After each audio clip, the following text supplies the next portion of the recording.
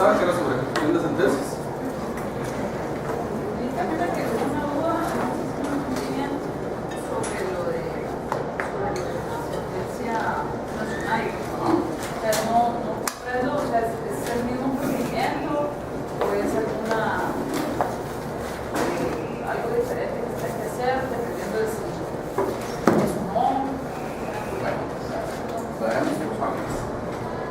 Para empezar, podríamos decir que las sentencias las podríamos clasificar para estos efectos.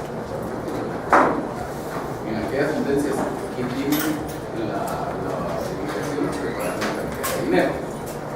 Esa es una clase de sentencias. Y la otra clase de sentencias son las sentencias que tienen cualquier tipo de obligación. Hablando siempre de sentencias que sean de condena. Si no son de condena, no importa el contenido de la obligación, no se sigue un procedimiento de ejecución de la sentencia. Entonces decíamos, por ejemplo, en los procesos que son puramente declarativos o constitutivos, como el divorcio propiamente hecho, una declaración de nulidad de un negocio jurídico, etc. En todos esos casos no se sigue un proceso de ejecución de la sentencia. Y tampoco se sigue un proceso de ejecución de la sentencia con respecto a la sentencia de juicio ejecutivo o de las ejecuciones especiales. Entonces, en cuanto a las que quedan, las que sí son de sentencias de condena, podríamos hablar de dos clases: las que tienen la obligación de pagar una cantidad de dinero y las que no tienen la obligación de pagar una cantidad de dinero. En cualquiera de los dos casos, seguimos el procedimiento de la ejecución en vía de premio. Solo que si la sentencia lo que tiene es solo la obligación de pagar una cantidad de dinero, el procedimiento es exactamente el mismo, sin ninguna variante, más que el hecho de que las únicas excepciones posibles serían aquellas que hubieran sido la sentencia. De ahí todo lo demás es exactamente igual que el procedimiento. Por supuesto que el procedimiento de ejecución en vía de premio es vía real. Vía real. Ahora, si fuera una sentencia que tenga cualquier otro tipo de obligación, igual se sigue el procedimiento de la ejecución en vía de premio, pero adaptándolo según la naturaleza de la obligación que trata. Entonces tenemos, por ejemplo, algunas obligaciones a las que el código ya hace una referencia expresa. En este par de artículos que tiene el código para la ejecución de las sentencias, por ejemplo, cuando dice si existe la obligación de entregar un bien inmueble, se fijan 10 días y luego si no. Entonces, atendiendo a esas normas, habrá que hacerle algunos ajustes al procedimiento, pero el procedimiento base, digamos, sigue siendo la ejecución en vía de premio. Y si sigue siendo una sentencia de condena que no contenga la obligación de pagar una cantidad de dinero sin ser otro tipo de obligación y que tampoco esté mencionada expresamente en alguno de esos artículos, pues se realizarán los ajustes que correspondan a la naturaleza de esa obligación que es la sentencia. ¿Sí? Y las modificaciones básicamente serían como en las peticiones. Básicamente, el tema de qué es lo que vamos a requerir. Siempre se hace un requerimiento, pero no sería de pago de una cantidad de dinero, sino que de que se cumpla con hacer algo, de que se deshaga algo que no se debió haber hecho, o que se entregue un bien, etc. ¿Y qué va a pasar después? Porque digamos, cuando usted lo que quiere es dinero, después si no se cumple con eso, pues hay que embargar y rematar sin necesidad, etc. En estos otros casos, si usted lo que obtuvo como declaración del juez fue algún otro tipo de obligación, pues muy probablemente el embargo, el remate y todo lo demás no le va a servir, sino lo que quiere es de alguna manera que se le dé cumplimiento con otras obligaciones para la sentencia. ¿Hay más? Yo porque tengo parte interesada en el tema. Ajá. La posibilidad de defensa procesal con la interposición de excepciones. Ajá. El Estado va a dar vueltas, sino las opciones son realmente mínimas, sobre todo porque tiene que atacar el título por un lado, y segundo que son solo las que nazcan después de que la sentencia fue emitida. Sí, básicamente tendría que cumplir tres requisitos: que asegure la eficacia del título, que es una prueba documental y que haya nacido con posterioridad a la sentencia. perdón el abuso, pero ¿cuál podría ser una? Con ese ámbito tan pequeño que se tiene. Lo que pasa es que no puede haber una enumeración taxativa. La ley no puede dedicarse a eso, porque si se vamos a hacer una enumeración taxativa y luego resulta que hay un caso específico que encuadraría dentro de los supuestos generales, pero no está listado en la enumeración taxativa, entonces ya no se puede plantear la defensa. Entonces lo que hace la ley es dar criterios generales. El ejemplo tal vez más fácil sería una sentencia en la cual ya haya pasado más de los 5 años que la ley establece que los títulos tienen fuerza ejecutiva. ¿Okay? Entonces, en ese caso, sí, ahí se destruye la eficacia del título. Destruye la eficacia del título, se fundamenta en prueba documental que es la misma sentencia. Y nació después. Y nació después. Que no se haya declarado lugar. La ley en general dice que los títulos pierden su fuerza ejecutiva por el transcurso de 5 años, obligación de 5 o de 10, si está garantizado en el hipoteca. Entonces, si pasaron, aquí como obviamente no hay garantía, pues nos quedaríamos con el plazo de 5 años. La sentencia es ejecutable durante los 5 años siguientes hasta el momento en que haya quedado firme. Si la ejecución de la sentencia se produjera después, entonces ahí tenemos una posibilidad de defensa. ¿Cuál sería el nombre de esa excepción si ya hubieran transcurrido los 5 años? Una excepción de ineficacia del título. No caducidad ni prescripción. Excepción de ineficacia del título por haber prescrito. No, es que no es prescripción. Ahí no hay ni caducidad ni prescripción, ahí lo que hay es ineficacia del título. El título perdió su eficacia. Por ponerlo en términos muy corrientes, el título se venció. Okay. No expiró su fuerza ejecutiva, no haber resolvido la ejecución. La prescripción en dónde está doblada. La prescripción. Ajá. ¿En qué momento podríamos? No era una sentencia de algún título ejecutivo, es que eso tenía duda la vez pasada para el examen. No sabía diferenciar pérdida de eficacia de un título por el paso de ese tiempo y de prescripción. Lo que pasa es que la prescripción, para empezar, tendríamos que, como hemos visto varios procesos de ejecución, entonces tendríamos que establecer primero de qué proceso de ejecución está hablando usted. Si está hablando de una acción cambiaria, la respuesta es una. Si está hablando de cualquier otra cosa, la respuesta es distinta. Entonces, si usted está hablando de una acción cambiaria, las normas del Código de Comercio que regulan los títulos de crédito, que regulan la acción cambiaria, establecen sus propias regulaciones de caducidad, sus propias regulaciones de prescripción, cuándo opera la caducidad y cuándo opera la prescripción. Eso es completamente distinto a la caducidad y a la prescripción que ustedes conocen ya cuando vieron las excepciones previas. Olvídese, es totalmente distinto. ¿Cuándo hay caducidad? Básicamente cuando no se presenta el título para su aceptación o su pago y no se levanta el protesto cuando el protesto es necesario. Y entonces ahí pues, dependerá del vencimiento del título. En ese momento se hubiera tenido que presentar para su cobro, y si no se hace y no se levanta el protesto, pues entonces para la caducidad. ¿Qué quiere decir la caducidad en materia de títulos de crédito? Que no se cumplió con un requisito que era necesario para que naciera la acción cambiaria. Aquí ni siquiera, si usted no hace eso, si no protesta el título de crédito cuando es necesario el protesto, ni siquiera llega a tener usted una acción cambiaria, no llega a nacer la posibilidad de que usted plantee la acción cambiaria. Luego para el cheque el plazo es distinto, unos 15 días. Y luego en la prescripción, siempre hablando de la acción cambiaria, opera una vez que usted ya cumplió con el requisito necesario, el protesto, cuando fuera el caso, ya nació su acción cambiaria. Y esa acción cambiaria va a estar viva durante un cierto tiempo. La ley, la norma general que tiene es 3 años si es acción cambiaria en la vía directa, o 1 año si es en la vía de regreso. En el cheque igual funciona distinto, plazo de 6 meses.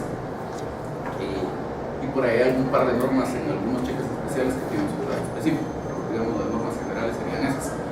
Entonces, ¿en qué consiste la prescripción? En que una vez que ya se cumplió ese requisito para que naciera la acción cambiar, se deja transcurrir cierto plazo sin que se ejercite la acción cambiar. Lo que sí funciona igual que lo que ustedes ya conocen es cómo evitamos la prescripción, cómo evitamos la caducidad. Bueno, la caducidad no, pero la prescripción sí, porque la caducidad necesitamos levantar el protesto, no es algo procesal, pero la prescripción sí no basta con la presentación de la demanda, digamos, no basta con que usted recite la acción cambiaria, sino tendría que ejecutarse una medida precautoria o notificarse la demanda. ¿Sí? Entonces, ahí está el tema de cuando hablamos de una acción cambiaria. Cuando hablamos de cualquier otra cosa, cualquier otro proceso de ejecución, o en general cualquier otra cosa que no sea acción cambiaria, la prescripción en lo que consiste es en la extinción de una obligación por el transcurso del tiempo, y es la prescripción en general que está regulada en el artículo 1501 y siguientes del Código Civil. Entonces ahí tiene usted normas de cómo se suspende el plazo de prescripción, cómo se interrumpe, contra quienes no corre, y tiene plazos de prescripción específicos para algunos casos. No todo está regulado ahí. Luego, regadas por la ley, hay otro montón de normas que tienen plazos de prescripción. Y luego, el último de esos artículos del Código Civil, que no sé si el último, pero uno de estos 1500 y pico del Código Civil, tiene una norma general que dice: en cualquier otro caso no regulado en alguna disposición específica, la prescripción ocurre por el transcurso del plazo de 5 años. Es el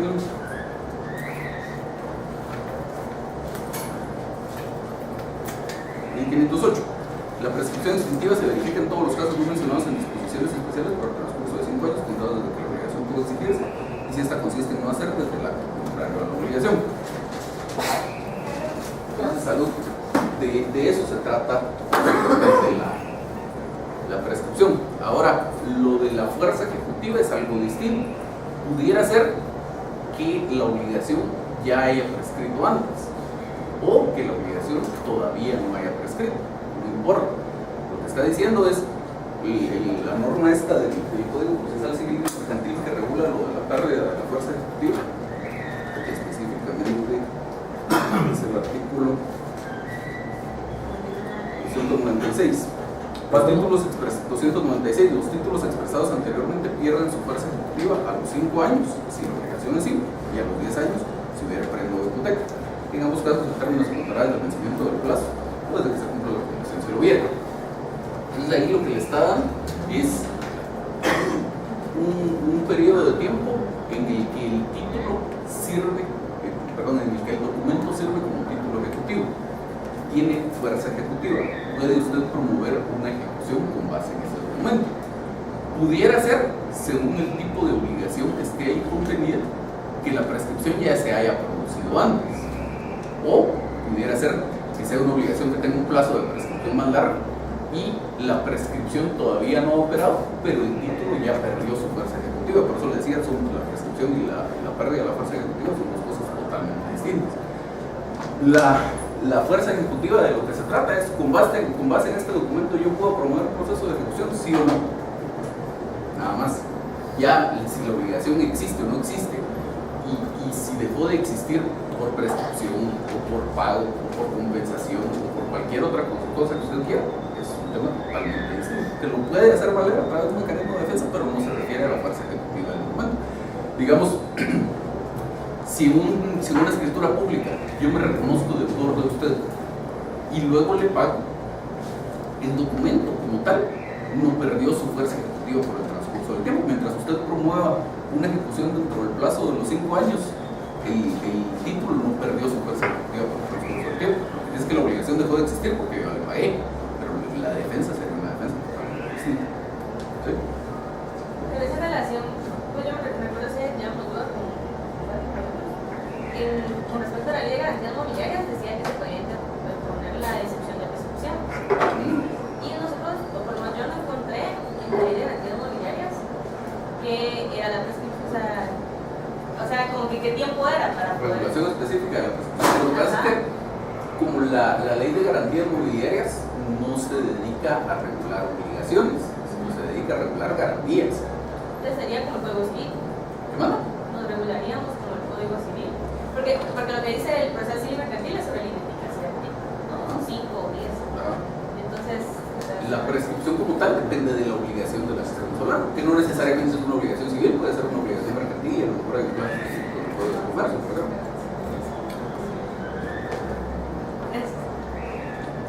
en el tema de la ejecución de la sentencia, Ajá.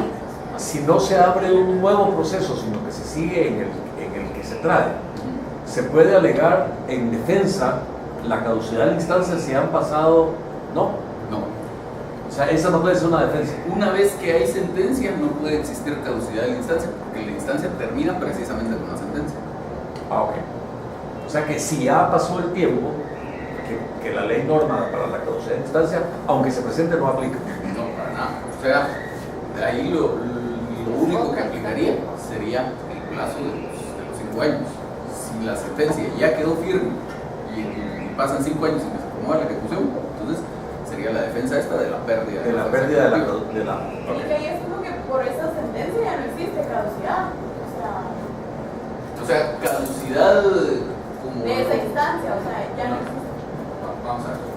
Es que separemos las cosas, porque una cosa es caducidad y otra cosa es caducidad de instancia. O sea, aquí su compañero lo que me preguntaba es la caducidad de la instancia. Ajá. ¿Qué es la caducidad de la instancia? La caducidad de la instancia es la extinción de un expediente porque pasa cierto tiempo sin que se dé alguna actuación dentro del mismo. 6 meses hablamos de la primera instancia, otras veces hablamos de la segunda instancia. Entonces la pregunta que él me hacía es, llegamos a sentencia y resulta que pasan 6 meses sin que se haga algo dentro del expediente. Y luego de esos 6 meses, alguien presenta una solicitud de ejecución. Entonces ahí podría alegarse la caducidad de la instancia. La respuesta es no, en principio, porque la instancia como tal va desde el momento en que usted presenta la primera instancia, desde el momento en que usted presenta su demanda hasta el momento en que se ejecuta la sentencia. Ya existiendo la sentencia, se acabó la primera instancia. Podrá haber una segunda, si es que hay apelación, hasta ahí nos quedamos, pero la primera instancia ya se acabó, entonces no puede haber caducidad de la instancia después de que existe sentencia. Además, aunque no existiera esto que acabo de decir, de todos modos, con la solicitud de ejecución de la sentencia ya hay otra actuación en el proceso, por lo tanto, pero la razón principal es la primera. Una vez que tenemos sentencia, se acaba la instancia, por lo tanto, no puede haber caducidad de la instancia. Ahora, la caducidad, entendida como una de las excepciones previas, por ejemplo, que se señalan en el artículo 116 del Código, es otra cosa. La caducidad lo que consiste es, usted tiene cierto tiempo para demandar, especialmente en aquellos casos en los que no está de por medio una obligación patrimonial. Por ejemplo, en las causales de divorcio, para la mayoría de causales de divorcio, usted tiene 6 meses para demandar el divorcio con base en esa causal. Deja pasar usted ese tiempo sin haber promovido su demanda de divorcio, opera la caducidad, por lo tanto, se le extinguió su posibilidad de demandar con base en ese proceso de divorcio.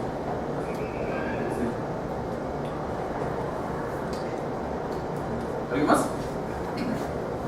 ¿Sabes cómo es en el memorial?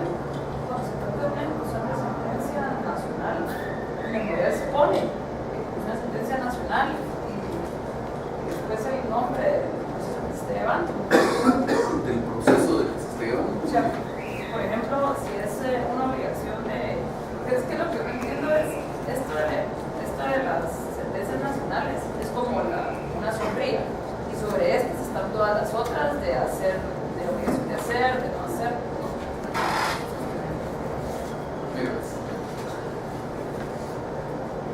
eso que usted está diciendo es como que dijéramos en el juicio ejecutivo, que quisiéramos ponerle nombre a que si es juicio ejecutivo basado en testimonio de escritura pública o juicio ejecutivo basado en un acta notarial o juicio ejecutivo, pues juicio ejecutivo se acabó.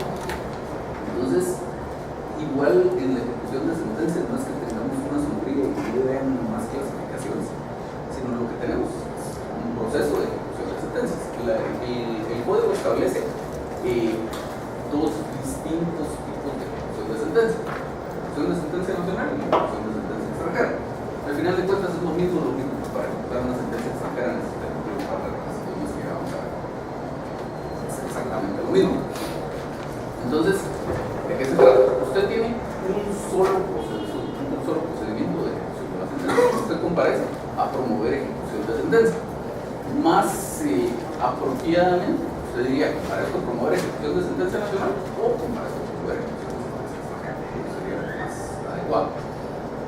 Ya, ¿qué tipo de obligación está contenida en esa sentencia? Siempre que se cumpla lo que ya dijimos, que sea una sentencia de condena. ¿Qué tipo de obligación está contenida ahí? Si es una obligación de pagar una cantidad de dinero, o si es una obligación de hacer algo o de destruir algo que se hizo, no se debió haber hecho, o de lo que usted quiera, no importa, es una ejecución de sentencia.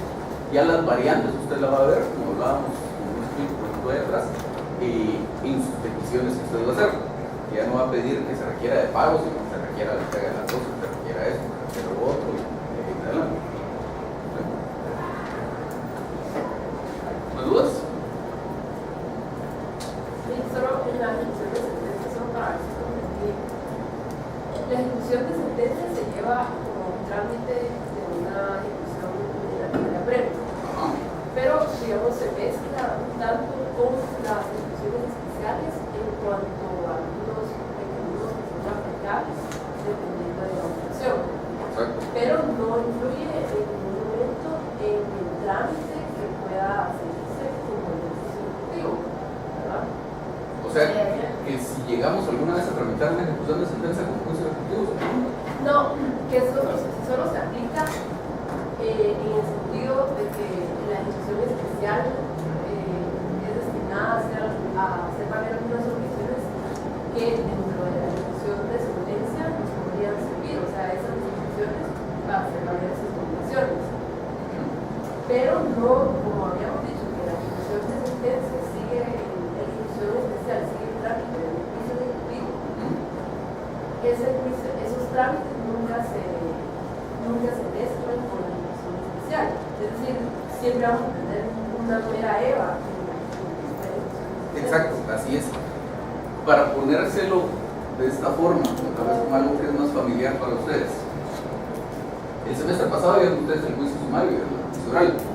¿Sí? ¿Se recuerda que hay un trámite general del juicio oral? ¿No? Y luego usted, si es por ejemplo un oral de rendición de cuentas, hay algunas disposiciones específicas que son aplicables, o si es un oral de alimentos, que hay otras disposiciones específicas que son aplicables, etc. Lo mismo con el juicio sumario, que no es un trámite general del juicio sumario, y luego si es un juicio sumario de desocupación, pues tiene sus disposiciones especiales, o si es un juicio sumario, algún interdicto tiene sus disposiciones especiales, etc. Más o menos eso es lo que pasa aquí.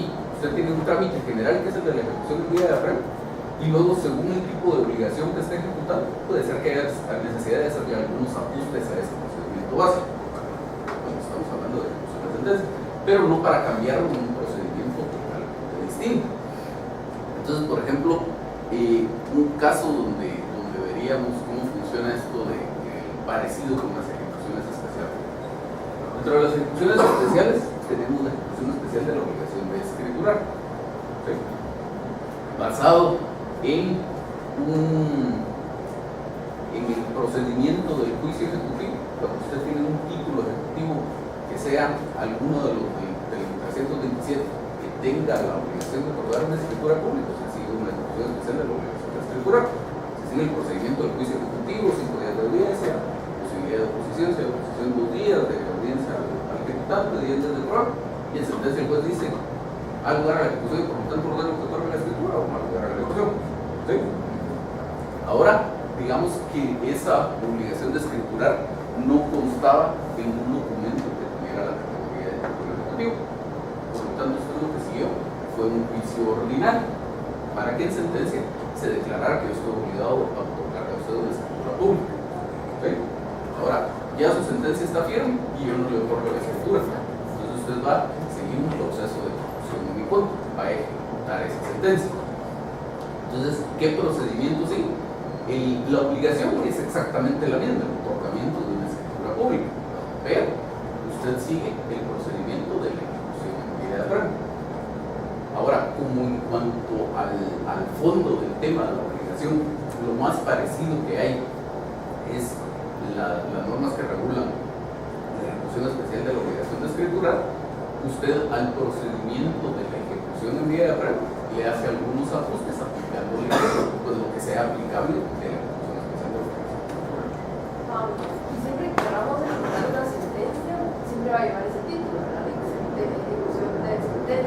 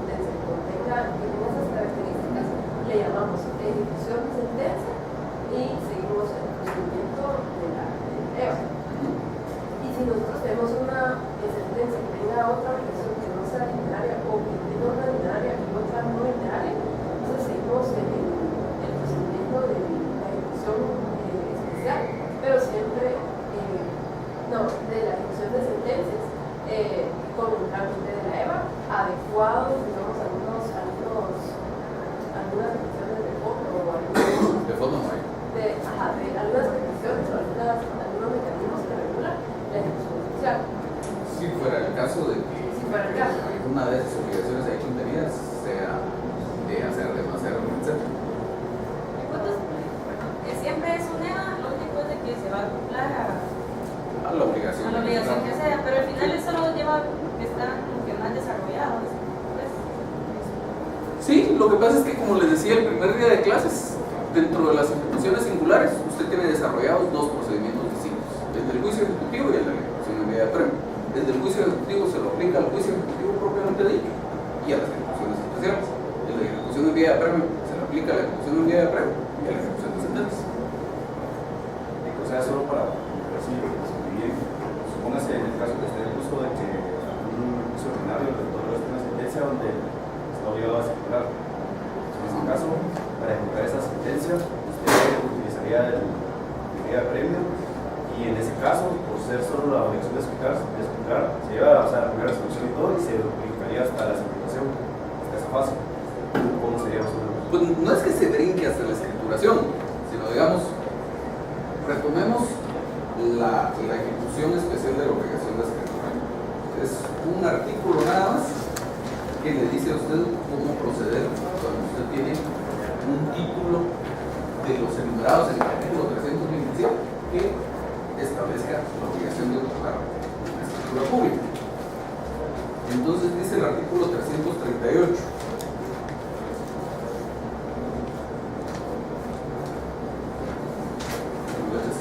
Esta versión de la ley que representa a todos ustedes, que la carta que dice obligación de escrituras, de escriturar.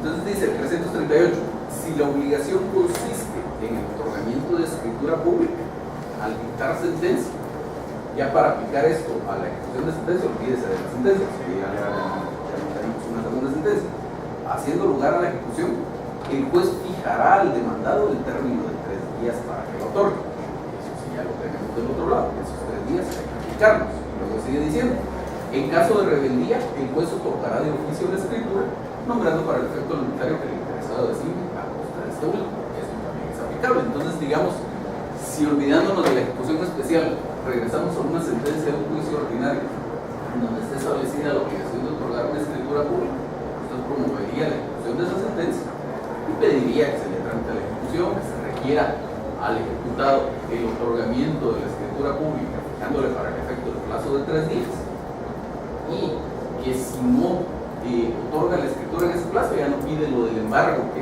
hubiera pedido una ejecución en vía de premio con un correo, sino que el juez lo otorgue de oficio. Ese es el ajuste que le haría al procedimiento de la ejecución en vía de premio. Pero el procedimiento básico, digamos, el hecho de que si hay excepciones tendrían que ser las que destruyen la eficacia del título, que se fundamenta en el prueba documental que hayan sido con posterioridad a la sentencia, que se pongan en el plazo de 3 días. Eso sí es igual. ¿Estamos o siguen habiendo solo dudas? el nombre me cambian, siempre se llama ejecución de sentencia Nacional o ejecución de sentencia extranjera. Sí, pero no ponen la finalidad que se le pone el inciso en el artículo de la EMA, el primero, sí. Digamos, si no estuviera esto, igual aplicamos lo de la ejecución de sentencia. Lo que pasa es que, ¿qué procedimiento tiene regulado en específico lo de la ejecución de sentencias? Nada. Entonces, lo que hace el capítulo específico, no sé qué es de la ejecución de sentencias, es regresarla a la ejecución en vía de premio. Dice, se aplican las normas especiales previstas aquí, que solo son si es la obligación de entregar un inmueble, si es la obligación de entregar un inmueble, si es la obligación de alguna otra cosa, de deshacer algo que se hubiera hecho mal y alguna otra cosa, que son 3 o 4 cosas las que tienen mencionadas respectivamente. Entonces dice, aplique lo que está dispuesto en este apartado. Además, aplique lo de la ejecución en vía de premio y además aplique lo de las ejecuciones especiales. Entonces, y lo de las ejecuciones especiales y lo específico previsto para la ejecución de sentencias lo aplicas según el tipo de obligación que usted tenga, si se acoplan alguna de esas cosas. El procedimiento básico siempre es el de la ejecución en vía de premio. Y como si la obligación si la sentencia lo que tuviera fuera la obligación de pagar una cantidad de dinero líquido exigible, se cumplen todos los supuestos del 294. Entonces, por eso es que tiene razón de ser que se mencione ahí. Procederá a la ejecución en vía de premio cuando se promueven todos los siguientes tipos, siempre que traigan aparejada la obligación de pagar cantidad de dinero líquido exigible. sentencia basada en autoridad de cosa juzgada. Si usted tiene una sentencia firme, tiene una sentencia basada en autoridad de cosa juzgada. Si además la obligación que está contenida en esa sentencia es la obligación de pagar una cantidad de dinero, es líquida y es exigible, se cumplen todos los supuestos, por lo tanto, procede cumplimiento, con la única diferencia de que de nombre no le va a poner usted ejecución en vía previa, sino ejecución de sentencia nacional. Incluso hay un caso que no sé por qué en la práctica se hace así, pero el hecho es que normalmente se hace así, cuando es una ejecución de una sentencia en donde está establecida la obligación de pagar alimentos, sea por un juicio oral de alimentos o por un juicio de divorcio donde se recurre una pensión alimenticia. Normalmente cuando la promueven, no la promueven como ejecución de sentencia, sino la promueven como ejecución en vía previa y luego desarrollan el efecto de alimentos. ¿Por qué lo hacen así? No sé, pero lo técnico igual sería hacerlo como ejecución de sentencia. ¿Vamos? Sigamos entonces.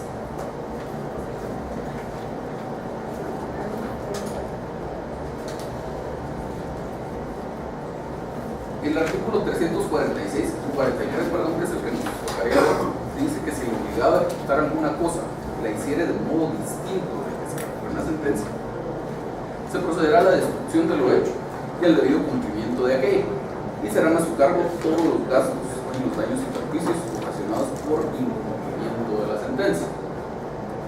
Entonces, aquí básicamente este artículo de lo que se trata es: a mí me condenaron en la sentencia que hiciera algo, y entre comillas le quise dar cumplimiento, pero no lo hice bien. Entonces, lo que la ley ordena es que la ejecución de la sentencia lo que va a consistir es en que a mi costa se va a deshacer aquello que se hizo mal y a hacer la cosa como se tuvo que haber hecho. Básicamente aquí, para hacerle el ajuste al procedimiento, según lo que hablábamos de aplicar normas de las ejecuciones especiales, tendríamos que ver que se deshaga lo mal hecho, parecido a una ejecución por quebrantamiento de la obligación de no hacer, se haga bien lo que se tuvo que haber hecho, siguiendo más o menos las normas de la ejecución especial de la obligación de hacer. Entonces ahí es un poco más complicada la cosa. Normalmente este caso no debería darse en la práctica, porque es bien difícil que si tuve que llegar hasta sentencia para que se ordenara a alguien que hiciera algo, luego resulta que de su propia voluntad sí lo hizo. Entonces normalmente voy a tener que seguir una ejecución de la sentencia para que lo haga, no para deshacer el mal cumplimiento que le haya dado esa sentencia. Entonces, hasta ahí estaríamos con la ejecución de sentencias nacionales. Luego seguiría la ejecución de sentencias extranjeras. Igual lo que tiene este capítulo son únicamente 3 artículos. Entonces dice: eficacia de la sentencia extranjera. Las sentencias dictadas por los tribunales extranjeros tendrán en Guatemala, a falta de tratado que determine expresamente su eficacia, el valor que la legislación o la jurisprudencia del país de origen asignen a las sentencias dictadas por los tribunales guatemaltecos. Entonces, ¿qué dice esa norma en principio? Tendríamos que ver si entre el país de origen y Guatemala hay algún tratado en virtud del cual se le reconozca eficacia a esa sentencia. Por ejemplo, el Código de Derecho Internacional Privado tiene algunas disposiciones relativas a la ejecución de sentencias extranjeras. Si no fuera con base en ese, habría que ver si hay algún otro tratado internacional entre Guatemala y este otro país. Y si fuera así, seguir las disposiciones de ese tratado. A lo mejor en el mismo tratado están establecidos requisitos para la procedencia de la ejecución o están establecidos procedimientos específicos. Entonces habrá que seguir lo que dice el tratado.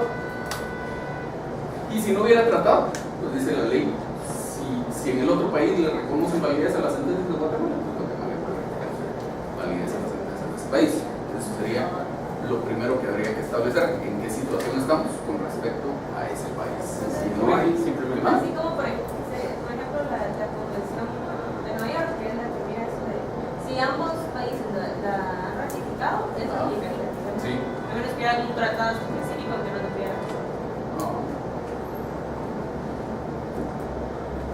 Y entonces, sigue diciendo, en 345, toda sentencia extranjera tendrá fuerza y podrá ejecutarse en Guatemala si reúne las siguientes condiciones. Y luego establece una serie de requisitos. Dice que haya sido dictada a consecuencia del ejercicio de una acción personal, civil o mercantil. Entonces, ¿de qué se trata ese primer requisito? solo las sentencias que sean consecuencia de una acción personal y sentencias extranjeras, pero que sean consecuencia de una acción personal, son ejecutables en Guatemala. Si la acción fue real, la sentencia es ejecutable en Guatemala. ¿Y a quién me dice por qué? Por el domicilio del bien. O sea, por la regla de competencia. Ustedes dos tienen más o menos la idea, pero es al revés de lo que usted dijo, que el domicilio del bien no existe, por la ubicación del bien. Por la ubicación del bien, el juez competente hubiera sido el de acá, porque si lo quieren ejecutar acá es porque el bien está aquí, no está allá. Si el bien estuviera afuera, pues allá no ejecutarían la sentencia. Entonces, es porque si están tratando de promover la ejecución aquí, supuestamente el bien está ubicado en Guatemala. Y estando el bien en Guatemala, si es una acción real, la norma general dice que en acciones reales el juez competente es el domicilio, el de la ubicación de los inmuebles. Entonces, la acción, para que fuera válida, se tuvo que haber llevado aquí en Guatemala. Entonces, solo si fueran acciones personales, porque si en acciones personales, sí hay, en virtud de las normas de derecho internacional privado, razones por las cuales una persona que estuviera domiciliada aquí, por ejemplo, podría ser sujeto de una demanda en el país. Entonces, a eso es a lo que se refiere. Y que la acción sea civil o sea mercantil. Si estuviéramos hablando de otro tipo de temas, tendríamos que ver, porque aquí estamos hablando del proceso civil. Entonces, si fuera una sentencia de un proceso penal, por ejemplo, pues habrá que ver las normas penales. Aquí estamos hablando solo del proceso civil. Luego dice que no haya recaído en rebeldía, ni contra persona reputada ausente que tenga su domicilio en Guatemala. Entonces, pues aquí igual se necesitaría que la parte que va a ser ejecutada sí se haya defendido en aquel país. El juicio se siguió en su rebeldía, pues la sentencia no se ejecutaba en Guatemala. Y un caso simpático de esto es el de dos personas que se casaron en Guatemala y luego se fueron a vivir a los Estados Unidos. Vivieron un tiempo en los Estados Unidos, luego la señora regresó a vivir a Guatemala, el señor se quedó viviendo allá y viviendo allá promovió la demanda de divorcio en un tribunal de los Estados Unidos.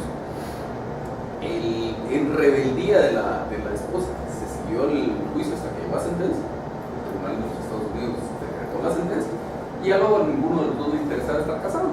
La señora quería promover y por supuesto se había casado aquí, el matrimonio estaba inscrito aquí. Entonces ya ninguno de los dos quería estar casado. La señora quería pues que se anotara el divorcio aquí, que se cancelara el partido de matrimonio y todo lo demás. Y entonces pidió que le mandaran una certificación de aquella sentencia, promovió su ejecución, la presentó como 10 veces, ningún tribunal de familia le dio trámite a esa ejecución de la sentencia porque había sido de rebeldía, no era ejecutable en Guatemala.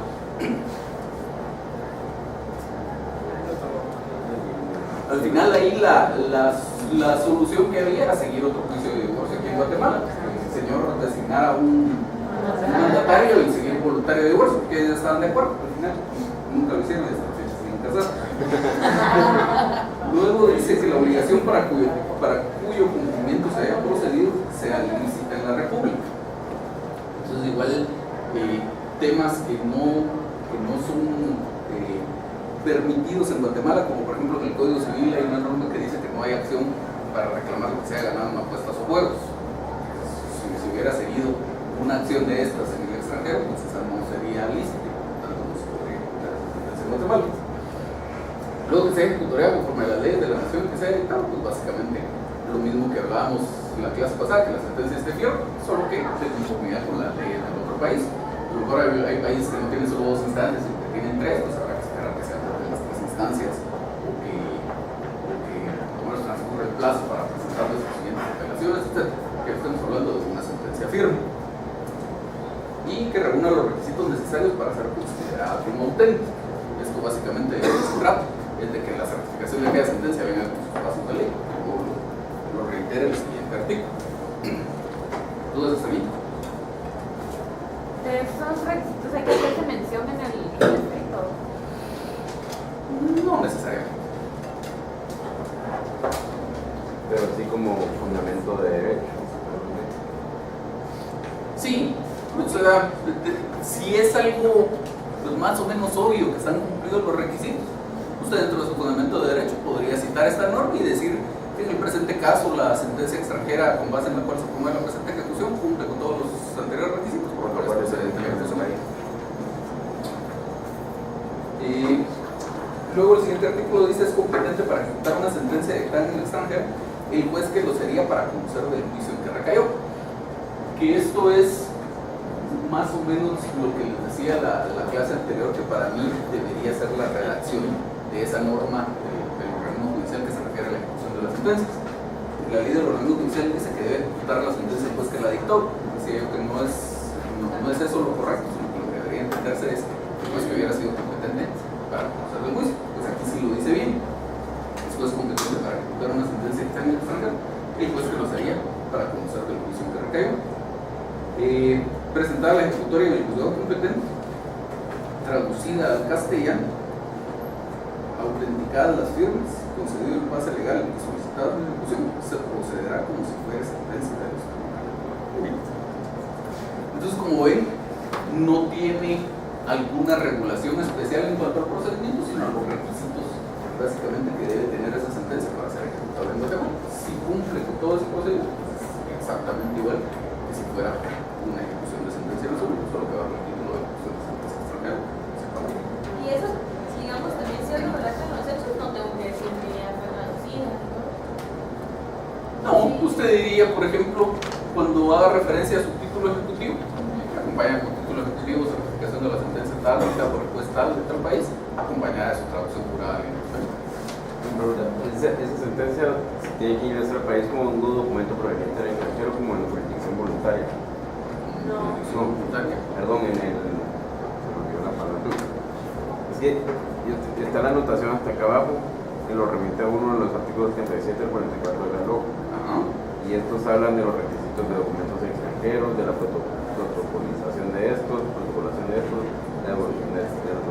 O sea, tiene que cumplir con todos esos requisitos para poder ingresar un documento del extranjero para que sea válida aquí. Sí, lo que pasa es que, digamos, los requisitos para que un documento proveniente del extranjero sea válido en Guatemala son dos: que tenga sus pasos de ley y que tenga su traducción si es que fue emitido en un idioma distinto al español.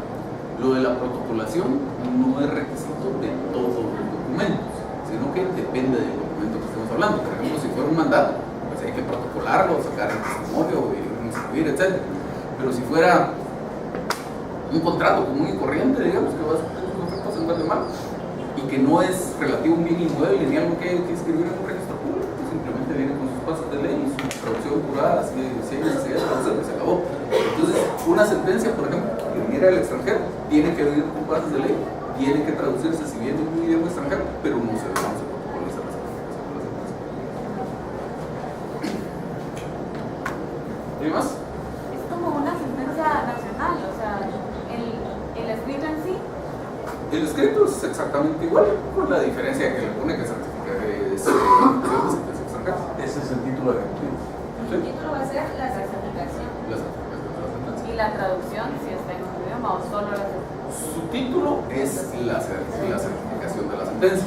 Ya luego, como apéndices, digamos, de ese título, tienen que estar todas las legalizaciones de las firmas, que son los pasos de ley, y la traducción jurada, si es que viene en idioma extranjero.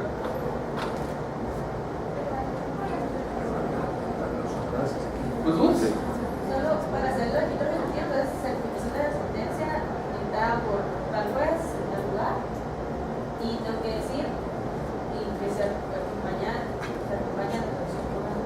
Y hace referencia a lo que viene con sus pasos de ley. Sí.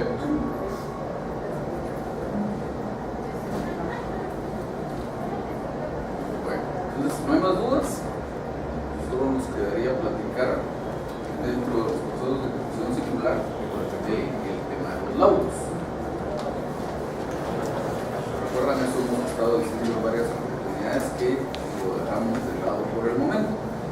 Retomemos el artículo 294 del Código, que dice: procede la ejecución vía de prueba cuando se escriben virtud de los siguientes títulos, siempre que traigan emparejada la obligación de pagar cantidad de dinero líquida y exigible. Y dice: laudo arbitral no pendiente de recurso de casación. Entonces, ¿qué más? Entonces, lo primero que tendría tendríamos que decir a este respecto es que este código es un código del año 63 y para entonces procedía el recurso de casación contra los laudos arbitrales. De hecho, dentro de las normas del mismo código procesal civil mercantil, al final había pues alguna regulación específica respecto al recurso de casación contra los laudos arbitrales. Luego, más o menos 30 años después, ya hace 20 años, entró en vigencia la ley de arbitraje. Y entonces esta ley varía la situación porque dice que en contra de un laudo únicamente es procedente el recurso de revisión. Entonces, obviamente, si el recurso de revisión es el único procedente, pues eso excluiría la procedencia de cualquier otro recurso, incluyendo el de casación. Dice el artículo 43 de la ley de arbitraje: contra un laudo arbitral solo podrá recurrirse ante una sala de la Corte de Apelaciones con competencia territorial sobre el lugar donde se hubiera dictado el laudo mediante un recurso de revisión conforme a los párrafos 2 y 3 del presente artículo. Entonces, nos olvidaríamos del tema de que se trate de un laudo que no esté pendiente del recurso de casación, porque el recurso de casación ya no existe en cuanto a los laudos arbitrales. Lo que tendríamos que ver entonces es si está pendiente o no el recurso de revisión. No vamos a ver que en cuanto al recurso de revisión, esta misma ley de arbitraje establece que la ejecución no debería promoverse antes de que pase el plazo en que se resuelva el recurso de revisión, pero si se promueve, no implica que automáticamente sea procedente de la ejecución, sino que habrá que esperar a que se resuelva el recurso de revisión. Vamos a platicar de eso en un momento. Entonces, la misma ley de arbitraje sigue estableciendo en su artículo 45 qué pasa con los laudos que provienen del extranjero, que sería más o menos el equivalente a las sentencias provenientes del extranjero.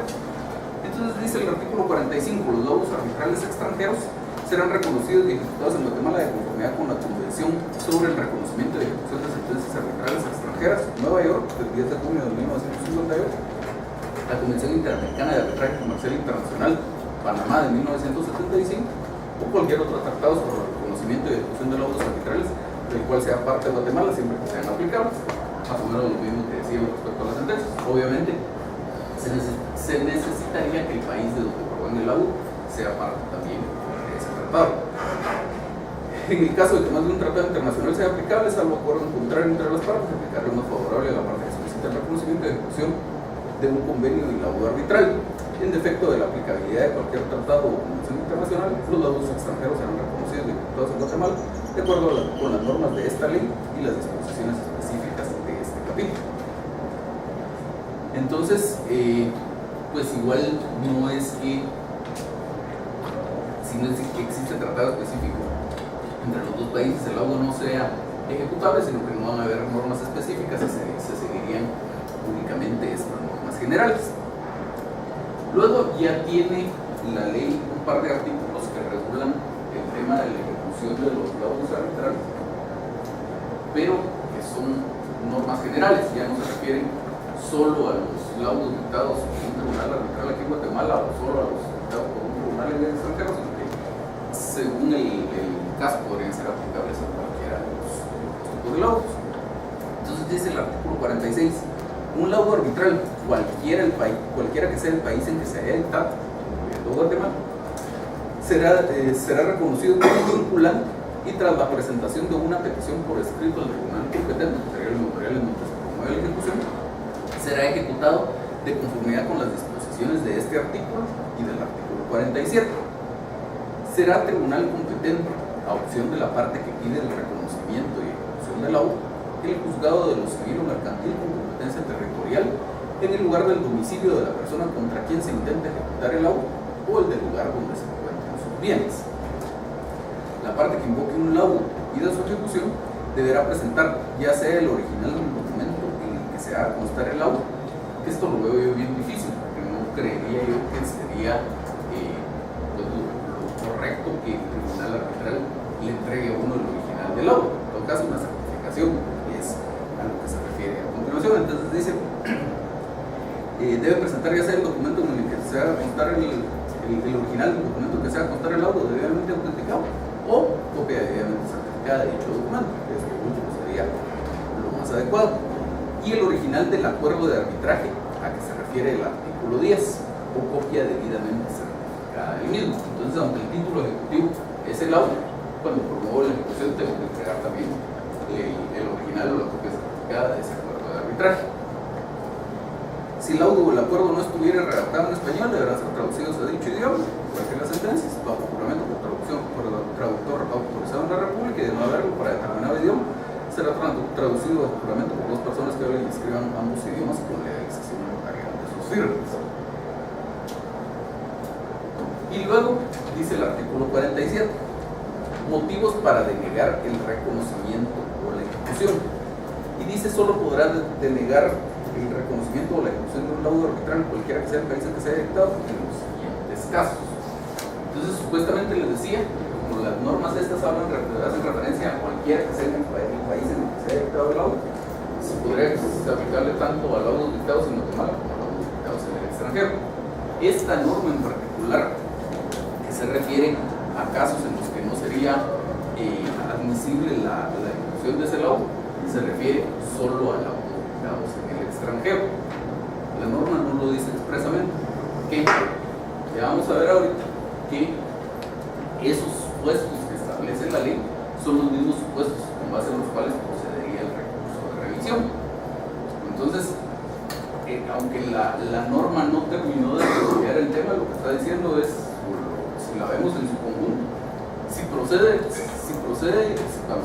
se dan estos supuestos y es un laudo dictado en Guatemala, procede el recurso de revisión, por lo tanto se tramita su recurso de revisión. Ahora, si se dan cualquiera de estos supuestos y es un laudo dictado en el extranjero, como el laudo no pudo ser revisado a través del recurso de revisión de la redundancia en Guatemala, pues de todos modos existe todavía la posibilidad de que el tribunal guatemalteco le deniegue la ejecución a ese laudo con base en esos supuestos.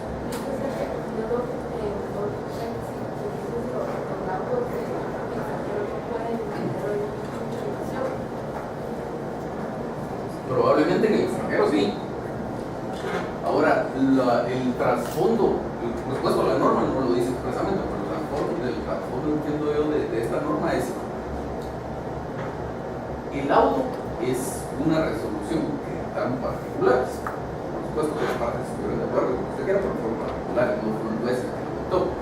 Entonces, como no fue dictado por un juez, tiene que estar sometido a cierto control internacional. Por lo tanto, es que si estamos en Guatemala, un juez, un tribunal, una sala de apelaciones puede revisar ese laudo a través de un recurso de revisión. Ahora, un laudo dictado en el extranjero puede ser que no pueda ser impugnado, según la ley del país donde se dictado, puede ser que no se pueda ser impugnado, o que pueda ser impugnado pero que sea revisado por un tribunal extranjero. Lo que está diciendo la norma es un tribunal de aquí de Guatemala no ha revisado ese laudo. Entonces, como no lo ha revisado, si se dan esos supuestos, que son supuestos bien especiales, pues no es que a cualquier laudo se le pueda denegar la ejecución. Si se dan esos supuestos, podría denegarse la ejecución de ese laudo. Entonces, vamos a hacer una cosa para que vean cómo es básicamente lo mismo aquí. Yo estoy viendo el artículo 47. Ustedes vean el artículo 43. El artículo 43 se refiere al recurso de revisión y en su numeral 2 dice: el laudo arbitral solo podrá ser revisado por la sala de la Corte de Apelaciones respectiva cuando. Entonces, mientras yo sigo viendo el 47, ustedes se van a quedar con ese resto del artículo 43 para que vean que es exactamente lo mismo. Entonces, el artículo 47 sigue diciendo: solo se podrá denegar el reconocimiento de la ejecución de un laudo arbitral cualquiera que sea el país en que se haya dictado en los siguientes casos: a instancia de parte contra la cual se invoca, cuando ésta pruebe ante el tribunal competente del país en que se pide el reconocimiento o la ejecución, o que una de las partes en el acuerdo de arbitraje que se refiere al artículo 10 estaba afectada por alguna incapacidad, o que dicho acuerdo no es válido en virtud de la ley a que las partes lo han sometido, o si nada se hubiera indicado a este respecto en virtud de la ley del país en que se ha dictado el laudo. Más o menos lo mismo que dice el 43. Sigue diciendo que la parte contra la cual se invoque el laudo no ha sido debidamente notificada de la designación de un árbitro o de las actuaciones arbitrales. El 43, que el laudo se refiere a una controversia no prevista en el acuerdo de arbitraje o contiene decisiones que excedan los términos del acuerdo de arbitraje. No obstante, si las disposiciones del laudo que se refieren a las cuestiones sometidas al arbitraje pueden separarse de las que no lo están, se podrá dar el reconocimiento de ejecución a las primeras, o que la composición del tribunal arbitral o el procedimiento arbitral no se han ajustado al acuerdo celebrado entre las partes, o en defecto de tal acuerdo que no se han ajustado a la ley del país donde se efectuó el arbitraje, o que el laudo no es aún obligatorio para las partes o ha sido anulado o suspendido por un tribunal del país en el que, conforme a cuyo derecho ha sido dictado ese laudo. Y luego la otra posibilidad es cuando el tribunal compruebe que según el ordenamiento jurídico guatemalteco el objeto de la controversia no es susceptible de arbitraje, o que el reconocimiento o la ejecución del laudo serían contrarios al orden público del Estado de Guatemala. Como ven, los supuestos son básicamente los mismos. Entonces, aunque las normas no lo dicen expresamente, la conclusión sería esto: si el laudo fue dictado en Guatemala, pues la posibilidad de atacar ese tema sería a través del recurso de revisión. Si yo planteo el recurso de revisión y me lo declaran con lugar, a mí, si yo planteo el recurso de revisión y me lo declaran sin lugar, aunque yo considere que se da alguno de estos supuestos, ya no lo puedo alegar después cuando la otra parte pida la ejecución del laudo. Y si dejé pasar mi plazo sin plantear el recurso de revisión, pues igual me olvido de todos estos supuestos, ya está consentido ese supuesto vicio que tendría el laudo arbitral. Luego sigue diciendo el 48, procedimiento para el reconocimiento y ejecución del laudo. El procedimiento de reconocimiento o ejecución del laudo se sujetará a las siguientes reglas. 1. Transcurrido el plazo de un mes señalado en el artículo 43, que es el plazo para plantear el recurso de revisión, sin que el laudo haya sido cumplido, podrá obtenerse su ejecución forzosa ante el tribunal competente, de conformidad con el artículo 46, mediante la solicitud de la ejecución, a la cual se acompañarán los documentos indicados en el artículo 46.2. Era lo que decíamos: copia del laudo y copia del acuerdo arbitral. Se acompañará igualmente, en su caso, copia certificada de la resolución judicial que hubiera recaído al resolverse el recurso de revisión. Es importante: si hubo recurso de revisión, hay que acreditar que el recurso de revisión ya está resuelto. Y entonces la norma verdaderamente procedimental que tiene esto en cuanto a ejecución de laudos es el siguiente inciso de este artículo: de la ejecución planteada, el tribunal dará audiencia por 3 días al ejecutado. Sigue siendo esto bien parecido a la ejecución en vía de apremio, con la diferencia de que en la ejecución en vía de apremio decíamos, técnicamente no es que se le dé una audiencia por 3 días, un plazo de 3 días para plantear excepciones si es que posee alguna excepción. Aquí sí se le da una audiencia, dice se le dará audiencia por 3 días al ejecutado, quien únicamente podrá oponerse a la ejecución. Otra diferencia: aquí si hay una oposición a la ejecución, no solo por el reglamento de ejecución, se puede oponer a la ejecución, podrá oponerse a la ejecución planteada con base en la pendencia del recurso de revisión. El recurso de revisión todavía está en trámite, siempre que se acredite documentalmente dicho extremo con el escrito de oposición. Es decir, cuando presento mi oposición, tengo que presentar un documento que acredite que está en trámite el recurso de revisión. Ok, digo que se planteó primero la ejecución durante el término de la revisión. No, es que vamos a ver, lo que dice la norma es que una vez que se dicte el laudo, comenzamos a contar un plazo de un mes. ¿Sí? En ese plazo de un mes puede pasar una de dos cosas. Yo planteo, supongamos que a mí me condenan a algo en el laudo, yo planteo un recurso de revisión en contra de ese laudo, una posibilidad, o yo cumplo con el laudo voluntariamente. Entonces, por eso dice la norma: transcurrido ese plazo de un mes, si no se ha cumplido, entonces se puede aprobar la ejecución. Es decir, si se promoviera el recurso si se promoviera la ejecución del laudo antes de que pase el mes para plantear el recurso de revisión, deberían rechazar esa ejecución. Entonces ahora la posibilidad de defensa que establece esta norma es la pendencia del recurso de revisión. Todavía está pendiente, pero es porque sí lo presenta. Digamos, El laudo fue dictado el 5 de enero. Y entonces, ahí me condenaron a mí a hacer algo. Usted promueve 5 de enero, digamos que el 20 de febrero, promueve usted su ejecución del laudo, porque ya pasó el mes. Y entonces yo al oponerme digo, momento, aquí yo sí, dentro de ese mes, sí me puse al laudo y aquí le acredito que el 10 de enero, 5 días después de que se dictó, planteé un recurso de revisión. Si se promoviera la ejecución antes de que iniciara ese mes, se debería En principio creería yo que el juez debería rechazarla de oficio. Y si no la rechazara de oficio, se podría plantear una medida de recuperación. O sea, yo creo que esperar primero que termine el recurso de revisión para. No debería esperarse primero que termine y luego ya. Lo que pasa es que probablemente usted no sabe.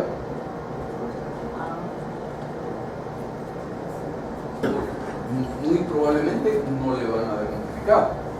Claro, por supuesto, ya si sabemos cuál sería la sala competente para conocer de ese recurso de revisión, pues ya es, digamos, falta de diligencia no ir a la sala y ver si se puede ver el recurso de revisión. Pero digamos que formalmente usted no estaría notificado. Entonces dice, seguimos otra vez con el numeral 30. La ejecución planteada, el tribunal de la audiencia por 3 días ejecutado, que únicamente podrá oponerse a la ejecución planteada con base en la pendencia del recurso de revisión, siempre que se acredite documentalmente dicho extremo como el escrito de oposición. En este caso, el tribunal decretará sin más trámite la suspensión de la ejecución hasta que recaiga resolución con respecto al recurso de revisión. Y si dicho recurso prosperar, el tribunal, al presentarse la copia certificada de dicha resolución, dictará auto denegando la ejecución. Entonces, como les decía al inicio, no es que automáticamente el hecho de que se promueva la ejecución del laudo, aún cuando todavía está en trámite el recurso de revisión, eso no necesariamente implica que la ejecución sea improcedente, sino que si yo me opongo a esa ejecución y le digo, señor juez, está en trámite un recurso de revisión de este laudo y aquí se lo acredito con esta certificación del expediente, el juez lo que hace es, bueno, suspendamos esta ejecución, esperemos a ver qué pasa con el recurso de revisión.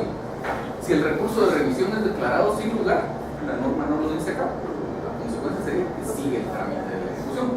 Ahora, si lo declararan con lugar, pues entonces ya no tenemos un laudo. Dependería también de sobre qué bases se declaró con lugar el recurso de revisión, pero en líneas generales ya no tendríamos un laudo que pudiera ser ejecutable, pero tanto dice la ley se dicta auto, en donde ya declara la procedencia de la ejecución, ya no continúa la ejecución sobre la base de la existencia de este recurso de revisión. Disculpe, pudiera ser que en el recurso de revisión se declare con lugar, pero parcialmente. O sea, que, por ejemplo, que la obligación era, no sé, de pagar 100,000 quetzales, pero que diga, no van a ser 100,000, sino 50,000. Lo que pasa es que las causales de procedencia del recurso de revisión son bien específicas. Entonces, porque si el acuerdo de arbitraje no era válido, que si sobre esa materia nos podría decidir un tribunal arbitral, que si una de las partes era incapaz, que si. Entonces, son cosas que normalmente afectarían en su totalidad la validez del laudo, por eso la norma se refiere a eso. ¿Sí? Tengo, bueno, otra vez solo para que ande más claro. En relación, entonces, si hay un laudo nacional, se acredita aquí, entonces nos vamos a ir y yo tengo que plantear un recurso de revisión si yo no estoy de acuerdo con el laudo que se dictó, por las causales que ahí están. Ahora, si es un laudo que fue en el extranjero y yo no quiero venir y ejecutar, o sea, aquí, entonces si yo me opongo a eso, para la ejecución, solo me opongo. ¿Qué planteo ahí? Es que sí sé que son estas causales, pero Se opone a la ejecución con base en alguna de esas cosas. no es un recurso ni nada, sino que es una oposición.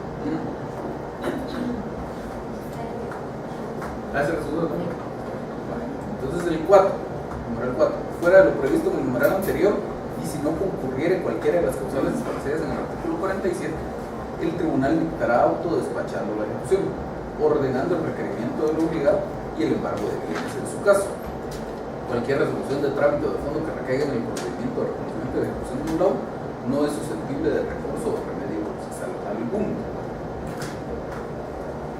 Y finalmente el 6, en todo lo no previsto en el presente capítulo para el reconocimiento procedimiento de ejecución de laudos les serán aplicables obligatoriamente las disposiciones legales a ejecución relativa, debería ser aquí, a ejecución de sentencias nacionales, siempre que dicha aplicación sea compatible con la celeridad y eficacia con que se debe ejecutar un laudo arbitral.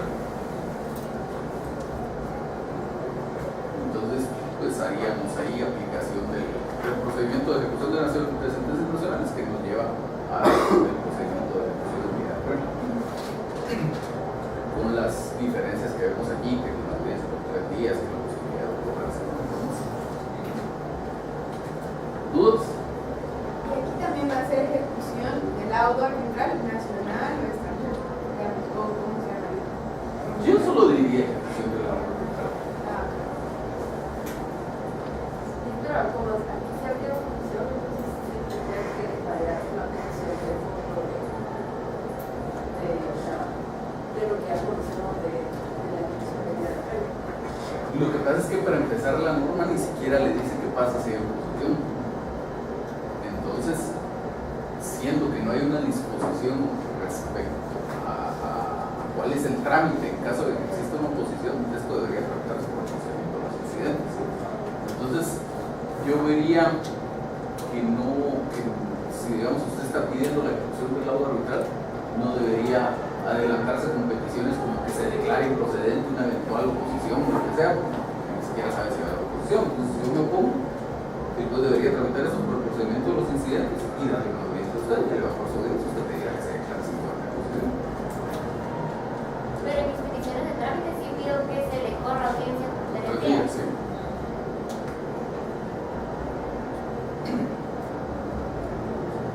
Y las sanciones aquí igual serían de las mismas dos de la EVA, ¿verdad?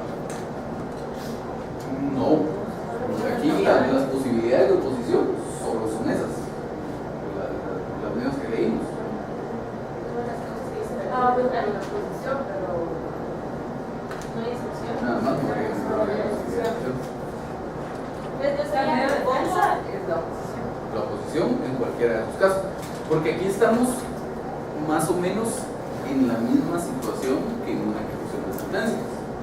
Los medios de defensa tienen que ser bien restringidos, porque aunque el tribunal arbitral, como decíamos, pues no es parte del organismo judicial, son unos particulares los que resolvieron, pero no es que le resolvieron unos particulares porque a cualquier particular se le ocurrió resolver, sino porque usted y yo nos pusimos de acuerdo en que sometíamos nuestra diferencia a la decisión de ese tribunal arbitral.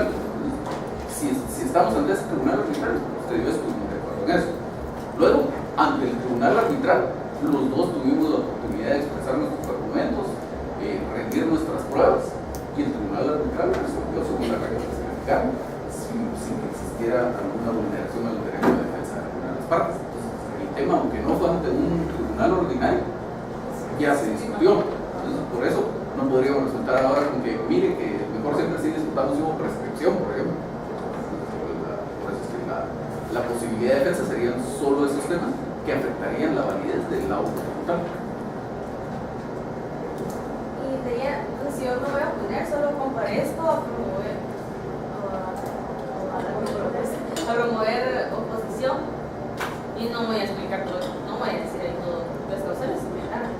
Hoy una regla No, solo diría que planteo oposición. oposición y ya mis hechos ya. Sí, la oposición la planteo con base en el inciso tal del artículo tal y que dice tal cosa y desarrolla sus hechos ahí de cómo se configura esa causal de oposición en este caso. Sí, que solo sería prácticamente lo que esté pendiente o que haya considerado el recurso de revisión, porque ya tenga usted un recurso para un lugar que diga que el laudo no es. O sea, si fuera un laudo que fue dictado en Guatemala, sería que está pendiente el recurso de revisión, como usted lo dice, o que el recurso de revisión fue declarado por lugar. Esas son mis posibilidades de defensa. Ahora, si es un laudo dictado en el extranjero, mis posibilidades de defensa son, se da alguno de los supuestos con base en los cuales, si esto fuera un laudo dictado en Guatemala, yo hubiera podido promover mi recurso de revisión. Y si ven, la ley de arbitraje viene a resolver un tema que conforme al Código Procesal Civil y Mercantil no tenía solución. Y es qué pasa con un laudo en el cual lo que se ordena que no consiste en pagar una cantidad de dinero. Porque si nos quedáramos solo con la regulación del Código Procesal Civil, el artículo 294 dice: procede a la ejecución en vía de prueba cuando se promueven de todos los siguientes títulos, siempre que traigan aparejada la obligación de pagar cantidad de dinero en que exige laudo arbitral, ¿no? Pero luego el laudo arbitral no lo menciona en alguna otra parte. Lo que hay después es un procedimiento para sentencias, y eso se puede tener cualquier tipo de obligación, pero los laudos arbitrales no tienen procedimiento. Ahora, la ley de arbitraje quita esa restricción porque ya se refiere a la ejecución de laudos en general y hacen sujetarlo a ese requisito de que la obligación sea de pagar una cantidad de dinero. Que es un problema que todavía sigue existiendo, por ejemplo, en algunos otros títulos del artículo 294. El artículo 294 dice: sentencia pasada en autoridad de cosa juzgada, ese no da problema. Laudo arbitral, ya dijimos. Créditos hipotecarios, bonos y cédulas hipotecarias, créditos prendarios, no dan problema. Pero luego tenemos convenio celebrado en juicio. La transacción celebrada en escritura pública tampoco da problema. Igual la escritura pública, el testimonio de la escritura pública está mencionando el 327. Entonces, en una escritura pública celebramos una transacción que se refiere a algo distinto de pagar una cantidad de dinero, lo que seguiríamos sería la ejecución especial. No tenemos problema. Pero dice convenio celebrado en juicio. Y para ese convenio celebrado en juicio sigue siendo aplicable lo que dice el principio del artículo 294, en el sentido de que siempre que traiga para acá la obligación de pagar una cantidad de dinero que exigible. Si no la tiene, luego no hay una disposición, por ejemplo, dentro de los títulos que dan acceso al juicio ejecutivo, que diga, con base en un convenio celebrado en juicio que se refiere a otro tipo de obligación, se puede seguir una ejecución juicio ejecutivo o una ejecución especial. Entonces, ese tipo de cuestiones quedan en el aire, y así quedaba el laudo arbitral, por ejemplo. Y ahí entonces nos iríamos. En la práctica, ¿qué haríamos? La respuesta es no sé. Con un convenio celebrado en juicio que se refiere a otro tipo de obligación, la respuesta es no. Mejor hacer una transacción.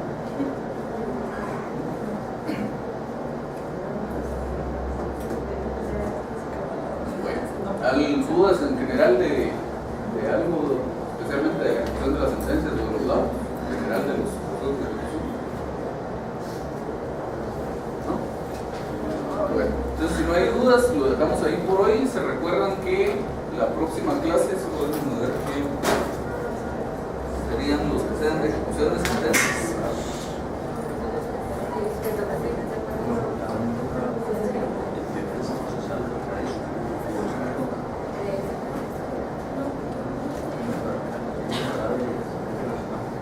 Vamos a ver.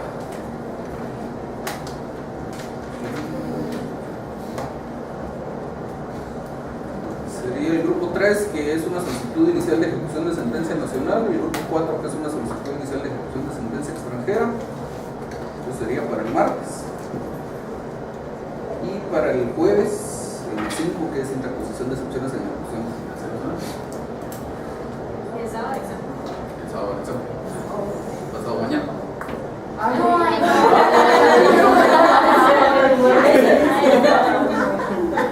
No, el sábado 13 de marzo. 14, bueno. Es el grupo 3. Bueno, lo dejamos ahí entonces, los vemos el martes. Ya, el examen sería cuándo? 14.